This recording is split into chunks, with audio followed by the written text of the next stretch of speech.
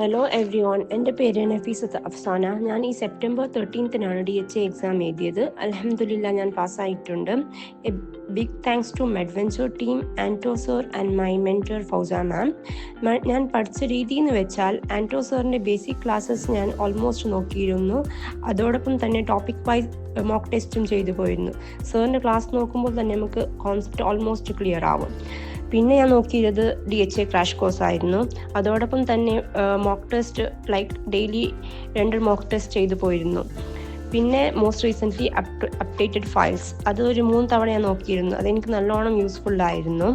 പിന്നെ അമൽ സാറിൻ്റെ medicinal chemistry classes നോക്കിയിരുന്നു. അതിൽ സാർ ഓരോരോ സ്ട്രക്ചർ ഐഡൻറ്റിഫൈ ചെയ്യുന്ന രീതി എക്സ്പ്ലെയിൻ ആക്കുന്നുണ്ട്. അത് നല്ലോണം എനിക്ക് യൂസ്ഫുള്ളായി തോന്നി. പിന്നെ ലാസ്റ്റാണ് ഞാൻ കാൽക്കുലേഷൻസ് നോക്കിയത്. അത് ഞാൻ നല്ലോണം വർക്കൗട്ട് ചെയ്തിട്ടാണ് പോയത്. എൻ്റെ എക്സാമിൻ്റെ രീതി എന്ന് വെച്ചാൽ എനിക്ക് ഡയറക്റ്റായിട്ട് ക്വസ്റ്റ്യൻസാണ് വന്നിരുന്നത്. ക്ലിനിക്കൽ കേസസ് കുറവായിരുന്നു. പിന്നെ എനിക്ക് ടഫായി തോന്നിയത് കാൽക്കുലേഷൻസ് ആയിരുന്നു. അതെനിക്ക് നല്ലോണം ടൈം കൺസ്യൂമിങ് ആയിരുന്നു. പിന്നെ എൻ്റെ എക്സാം തലേന്ന് രാത്രി എനിക്ക് ഫൗസ മാം കുറച്ച് ഇമ്പോർട്ടൻറ്റ് മെഡിസിനൽ കെമിസ്ട്രി ക്വസ്റ്റ്യൻസ് എനിക്ക് അയച്ചിരുന്നു. ഞാൻ അത് നോക്കിയിട്ടാണ് പോയത്. പക്ഷേ എനിക്കത് നല്ലോണം യൂസ്ഫുള്ളായിരുന്നു.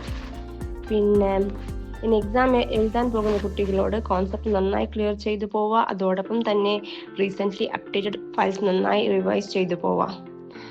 So all the best.